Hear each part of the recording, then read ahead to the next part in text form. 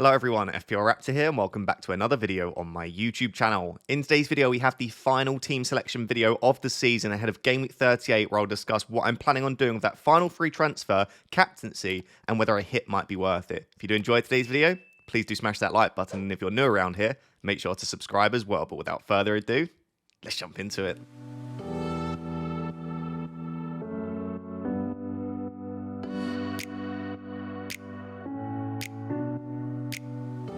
So I did discuss Game Week 37 earlier on in the week, but that was before the Liverpool-Brighton game on Monday and the two games on Tuesday. So just to recap and just tell you where I'm currently at after all of those games and now that Game Week 37 has ended, it was a fantastic week for me, 71 points overall, which has honestly made Game Week 38 more stressful than I thought it would be, because I thought I would be very, very far off the top 10k going into 38, but that now puts me at about 12k, which is roughly 6 points away from a top 10k finish.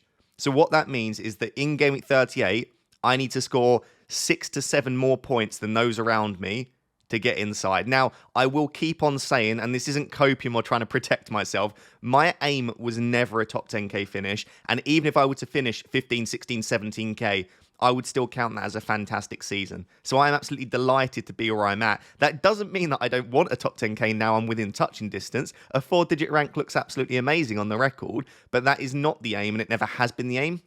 But again, I suppose now that I'm here, I might as well go for it. So yeah, 6 to 7 points I need to make up, which probably means I need to go slightly different.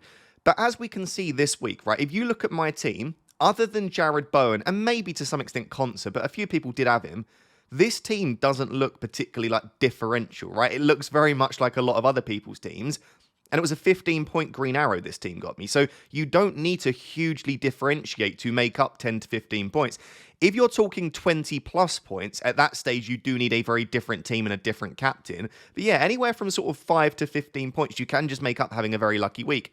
I will say the complete flip side, though. This team could comfortably go out there and get me a 15-point red arrow. You just never know in FPL. But I guess what I'm saying here is, with it being only 6 points, I don't need to hugely differentiate in 38. In terms of this week, it was the Conser 15-pointer was the main thing that was big. Jared Bowen continuing to score goals. I did get a little bit of bench jam with Ismail Assar coming off the bench. All I'll say on that one, if you watch the Newcastle-Arsenal game, I think Alexander Isak would have had a lot of chances in that game. Like, Ryan made 5 saves in the opening 20 minutes, so I think Isak could have had a lot of joy. But regardless, it was a really positive week. It's put me in contention. So that was Game Week 37. Now let's take a look at the final game week of the season. So guys, I have been asked a few questions recently. Ross, what are you doing over the summer? And don't worry, this isn't an ad section. This is me actually asking for your help. So for those of you that have watched the channel for a while, especially the deadline streams, you will know that I am doing a PhD in sports psychology, specifically looking at the role of virtual reality in elite football. And I'm conducting the data collection for the final study of my PhD. And I really need participants. So probably I would say over the months of sort of July, August, September, but it might be a little bit of a bigger period of time. I'm basically asking people to come down to the lab in Nottingham in the UK. So if you're not in the UK, feel free to skip. If you are and you want to travel, please feel free to do so. Don't travel too far though. But if you can get to Nottingham relatively easily, if you play football on a semi-regular or regular basis, and you want to help me conduct some research, which is exploring the role of virtual reality in elite sport, I would really appreciate you reaching out. So basically what you would do is take part in a series of sort of one-on-one drills from the perspective of a defender using the virtual reality headset. If you're watching this and you helped me for the previous study, you can still reach out and do this because it's a new one. So if you helped before, please reach out again. And if you haven't reached out before, please consider doing so. It's honestly some pretty cool research. You get to use the same technology that is used by Premier League footballers, and I can't say which ones, but plenty have enjoyed it this season. And yeah, it just massively helps me out. It will take about 45 to 60 minutes. It's a one-off visit, doesn't require anything else beyond that. You can come say hello to me. We can chat about the upcoming season as well. And yeah, it would help me a lot over the summer. But that's what I'll be doing with my time. Let me know what you'll be doing with your time in the summer as well. And yes, if you are going to reach out, ross.dowsett@ntu.ac.uk, or you can just use the email fplraptor@gmail.com if it's easier. Thank you if you have watched this. Let's now get back to the video. So guys, before we take a look at my team for Game Week 38, I firstly just want to say a massive thank you for all of the support on the content this season. It still blows my mind how many people continue to watch these videos every season, and for all of the kind words and support. Like, some of you comment on every single video, and I appreciate that so much. There will be a deadline decisions video on Friday, so please tune into that, and I'll be streaming on Sunday, of course, so I hope to see you there for that as well. But in case this is the final piece of content that you watch, a massive thank you. It does mean so much to me. So, ahead of Game Week 38, one free transfer, 1.4 million in the bank. We can have some fun with this. And in case you skip the first section, because I know a lot of people, and I don't blame you, skip the Game Week review sections, I'm 6 points off the top 10k. So that is the aim. Let's try and make up those 6 points and finish with a 4-digit rank. That would be a great way to end the season. So starting with the goalkeeper situation, there is a world, I suppose, where both Raya and Areola don't start. Like, Arsenal have nothing to play for. Fabianski might be given the final game, although I feel like if Fabianski were to be given a game, surely it was the final home game of the season.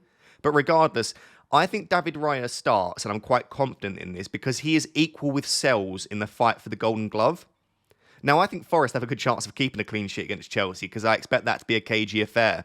But I think that Raya and Arsenal want to get that Golden Glove. I think he'll want to get the most clean sheets. And so not only do I think Raya will start, I also think that the other defenders in the team, the likes of Kivior, Calafiori, Ben White, which, by the way, is a very strong defence, I think they will want to get that for Raya. And therefore, I feel like in this game normally, I would say that maybe Arsenal's concentration levels would be quite low. It might be high scoring, but I could see Southampton scoring, especially as it's Southampton's final home game in the Premier League. But I just think given that extra motivation for Raya and that the Arsenal defenders will know that as well, I feel like there will probably be a relatively strong defensive performance. I actually feel quite good about a clean sheet for Arsenal. So yeah, I'm very happy to have Raya. That is the reason that I'm very unhappy that Saliba has been ruled out for Game Week 38. So he pulled up with a hamstring issue. Since then, Arteta has confirmed that it will be out for the next few weeks at least, which obviously means, given there's only one game week, Saliba is out for the season. So when I look at the defence, I don't need to make a defender transfer, right? I think Gvardiol is fine against Fulham away. To be honest, though, Gvardiol is 92% owned at my rank, so I'm not gaining anything. In fact, if City keep a clean sheet, because about 15% of people have Ruben Dias, and obviously clean sheet points for the likes of for Kevin De Bruyne, it means that it actually hurts my rank when City keep a clean sheet. However, I'm obviously still going to start him. I think he's fine. He should start. In fact, I know he'll start. Whether it's at left back or centre back, he's fine. Ezri Konsa against Manchester United, right? The reason this video is out later than normal, I couldn't bring myself to record on Wednesday evening or Thursday morning. So I'm recording this later than normal. As a Man United fan, that was one of the most gutting games of football I've ever watched in my life. I know you might say now that Manchester United will go full strength to try and fit. That is just a disaster of a team. Like a true disaster of a team. One of the worst Premier League teams I've ever seen. And I'm not even talking about Manchester United. I'm just talking about Premier League teams in general. It was a pathetic performance. I just don't see how Man United bounced back with a win here, or even a goal. Like, we looked like we could have played for another 25 billion hours, and we probably wouldn't have scored against Spurs. And that's Spurs. I know it's a cup final and everything, but Spurs are not a good defence. So I think Villa, who have got 3 clean sheets on the bounce, fighting for Champions League football, I think a clean sheet is absolutely probable in this game. In fact, I think it's probably up there with potentially as likely as an Arsenal clean sheet. So whilst I don't think Konsa will get a 15-pointer again, with a clean sheet being quite possible, and he's quite good for baseline bonus as well, I think he's a really nice option. Then if I don't make a defender transfer, I have to start Bradley or Munoz. And if I'm to predict the way that I think this game will go, I could see this being like 5-3 to Liverpool. I could see this being an absolute goal fest in this game. And if that's the case, Munoz is so attacking. So maybe starting Munoz isn't the end of the world. Because if I expect, we probably think there'll be fewer clean sheets in Game Week 38 anyway. And Munoz is probably the most attacking defender in the league in terms of open play attacking threat. The reason that I've currently got Bradley in the starting 11 is a couple of things. Firstly, ownership is coming into play here. Munoz, and I think it'll be lower because I think some people will bench him, but Munoz is normally at about 70% EO, 60% EO. So I'm only gaining about 30% of Munoz's points. Maybe it'll be more like 50%. But Bradley is like 3% at my rank. So if Bradley goes big, and let's say Bradley somehow got a 12-pointer, I would gain all of those points. So a Bradley haul could be alone enough to push me into the top 10k. Now, you might say you don't think Bradley will haul. And you might even say that you don't think Bradley will start. And that is absolutely fair enough. Like, it's the final home game of the season. I can absolutely understand the narrative that Trent Alexander-Arnold will start. the final home game of his career at Liverpool. If you listen to Liverpool fans, and this isn't just on social media, watch the performance when he came on at Anfield. He got a big boo. I don't think there are many, and there are some, but there aren't many Liverpool fans that want to see Trent play this game. The point of playing a legend or playing a player in their final home game at a club like with Jamie Vardy is that it's supposed to finish off the story in almost like a romantic and sentimental way. The player gets clapped, the fans enjoy it, it's a nice send-off. There isn't a world in which this is a nice send-off for Trent. He might get a few claps, but there will still be boos. So I just think it distracts from what this game is supposed to be, right? This is the game where they lift the Premier League trophy. This is the final home game of the season for Liverpool in what has been an incredible season. I just think that Trent starting just takes away from what this game is supposed to be for Liverpool. So they could still start someone like Quansah or Jones, by the way, at right back. So it doesn't mean that Bradley necessarily starts. But if I think about it, in my opinion right now, I think Bradley does start this game. Slot is normally very honest in his press conferences. He's told us previously Bradley's going to start this game or Trent won't start, etc., etc. So maybe Slot will come out and say, yes, we are going to start Trent, final home game, show him some support or something like that. Or he might just say, we think Bradley needs to continue to get good minutes ahead of next season, which I think is the case. So yeah, I'm not really sure, right? Let me know down below, Liverpool fans, if you think Trent has a chance of starting this game or if you think Bradley's pretty good. I also do like the fact it's at home. I haven't got many players playing at home this week, and so I think a home player is quite nice. And I also don't mind the fact that he gets early subs. Like, early subs are good if he's got the clean sheet intact, which he probably won't in this game. And he's getting a lot of big chances as well. And creating big chances. He created 2 big chances in Gameweek 37. He had a shot in the box himself as well. He could have come away with 2 assists and a goal in that game.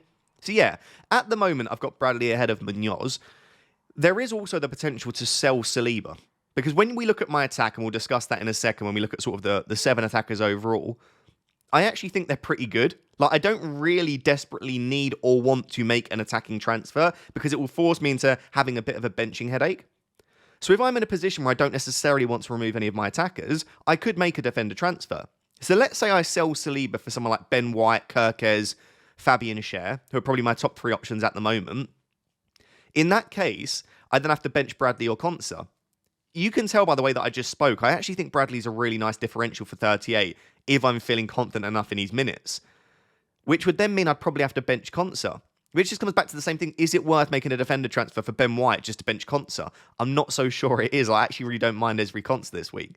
So yeah, I'll leave it there right now. There is definitely a world in which I make a defender transfer. I know people say it's low upside, but Quansah's 15-pointer last week showed you that defenders can go very big, and someone like a Ben White or a Kirkez or a Fabian Schär could easily get a clean sheet and an attacking return.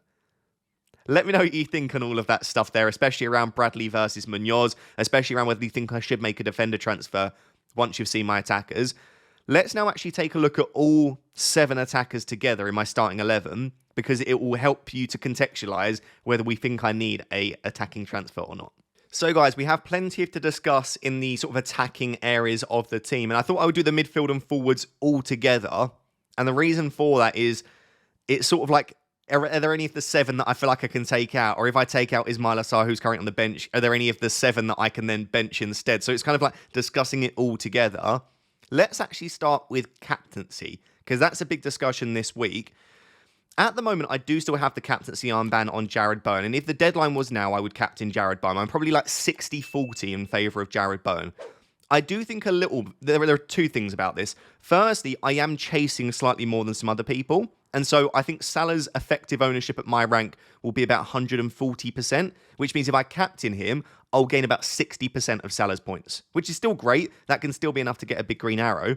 I expect Jarrod Bowen to be at about 70 to 80%, which means if I captain Jarrod Bowen, I get 120 to 130%, maybe even 140% of his points. So basically, a haul from Jarrod Bowen would gain me a lot more than a haul from Salah. So that is one of the reasons. The second reason is Jarrod Bowen is the sole reason I'm where I'm at. I bought Jarrod Bowen in Gameweek 33. I think in that time, he's the top scoring midfielder. He's definitely up there at least. And I captained him in one of those weeks for a 9-pointer when a lot of people captained Brian Mbeumo. So genuinely, if I didn't have Jarrod Bowen in my team, I wouldn't even have a chance. So it almost feels like, do you know what? If Bowen blanks and Salah hauls, so be it. Like, I wouldn't even be here without Bowen anyway. That's probably not the best way to view it.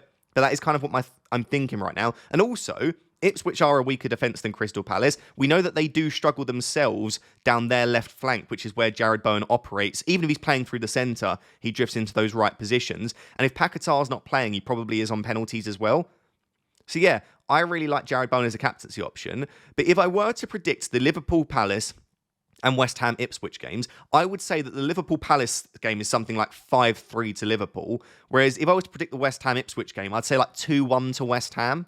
So if I think Liverpool could score a lot more goals in this game than West Ham, and when you look at goal involvement percentages, Salah's involved in about 54% of Liverpool's goals this season, Jared Bowen 58%. Basically, if you follow the statistics and the goal involvement percentages, that would probably make Salah a slightly better captaincy option than Bowen. I know the record chasing has become almost a bit of a meme because we've been saying now for like 8 weeks, Salah's chasing all of these records and he's not really done much, but this is his final chance to get those records. So he will be chasing assists in particular, but just goal involvements in general as well. Liverpool don't have anything to play for in the sense of the Premier League, right? A win or a loss, it won't affect them, but they know that Salah is chasing these records. So I think even more than they have in previous games, it will all revolve around Salah trying to get the assist and the goals to break the record. So I don't know. Part of me does think if Salah is a better captain, despite him being higher owned, maybe I should captain him because Jared Bowen will still gain me points even if he's not my captain. So I'm going back and forth at the moment, but I think both of them are fantastic captaincy options. They probably will be the only two that I'm choosing between. I try and narrow my options down the closer I get to the deadline because I don't want to choose between like 6 players on the deadline stream. It probably will be Salah or Jared Bowen. Let me know what you think on that down below. I am definitely entitled to change my mind. So don't think I've bottled it or anything like that. You've seen in previous weeks, like I captained Jared Bowen when Mbeumo was really highly captained. I don't mind differentiating, but I would only want to do it if I genuinely think he is equally as good as Mohamed Salah.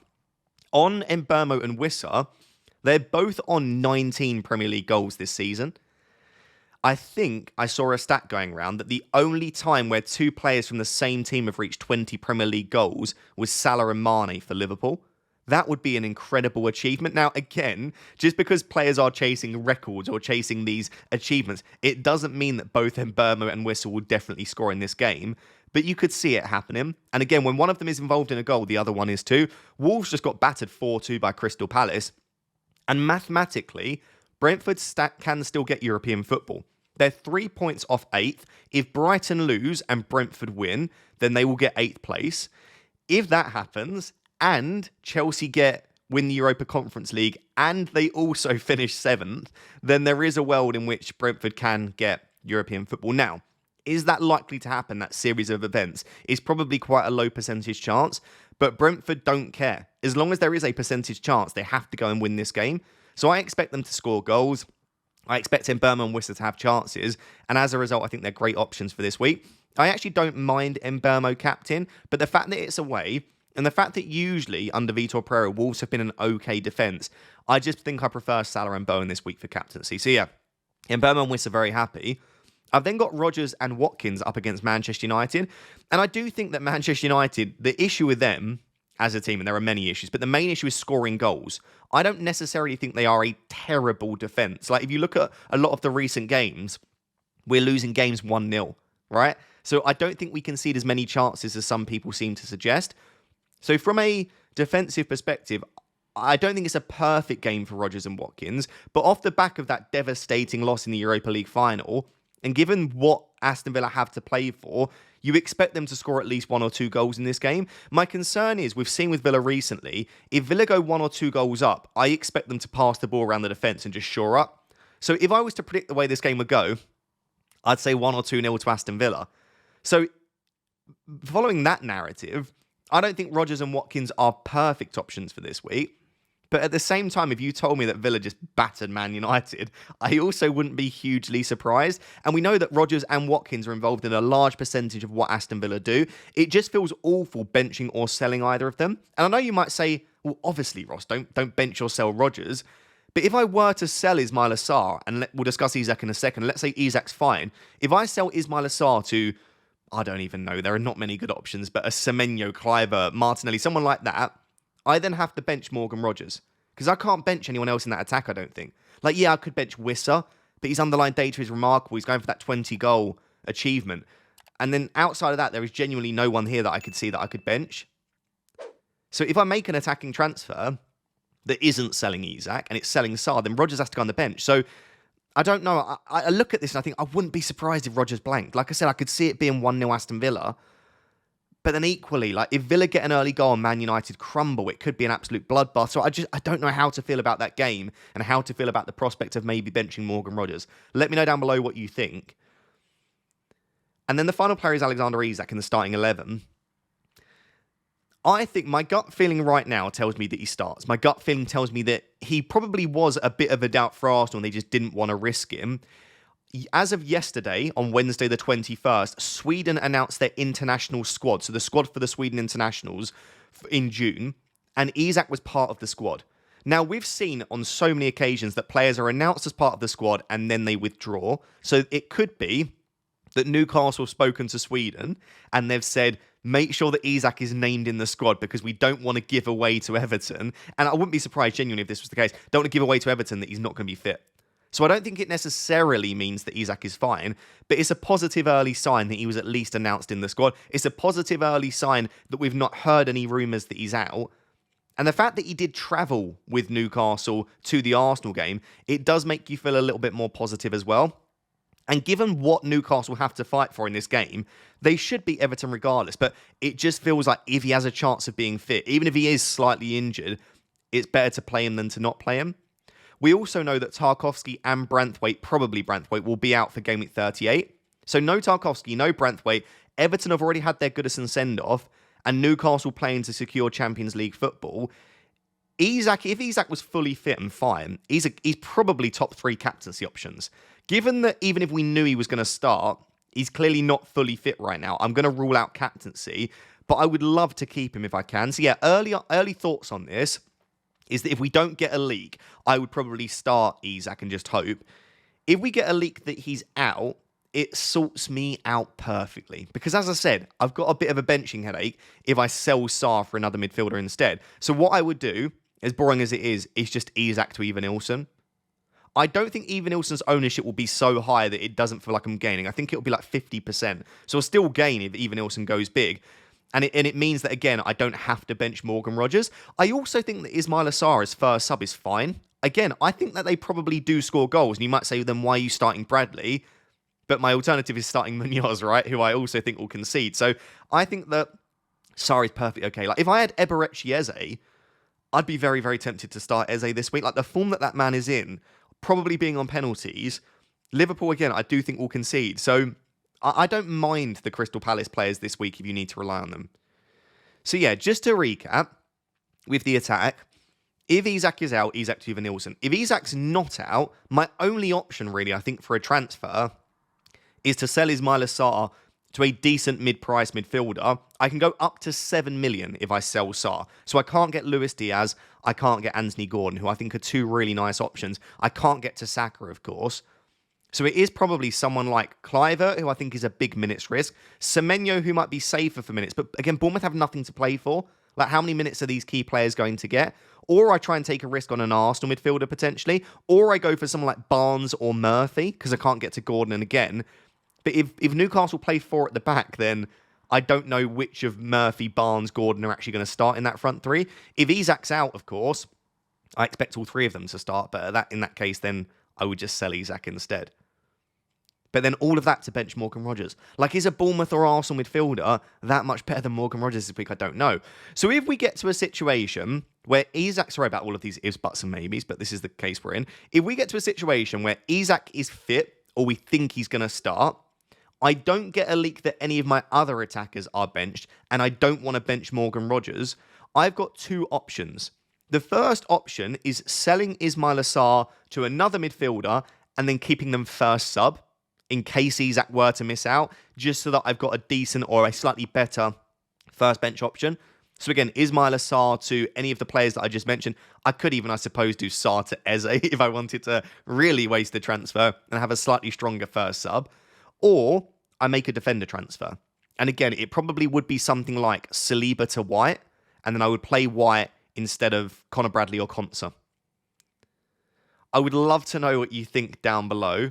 So to recap, 3 options. Isak to either Nilsson if Isak's out. If Isak's not out, I can either do Sar to a mid-price midfielder below 7 million that I think will do well for this week and bench Rodgers, or Sar to that midfielder and just keep them on the bench, or sell Saliba to probably Ben White is my top option and then bench Bradley or Konsa. Let me know which of those options you prefer. Let me know if there's something else you think I should do with my team. And also let me know, captaincy, Bowen, Salah, what are your plans for 38? And fingers crossed we can achieve our target ranks and have a nice summer, basking in the glory of our seasons. So guys, there you have it. That is my Game Week 38 team selection. Hopefully you did enjoy, and if you did, please do smash that like button and make sure to subscribe as well. Plenty more content throughout this week and also going into next season as well. Thank you for all of the support as always, but until next time, thank you very much. Bye-bye.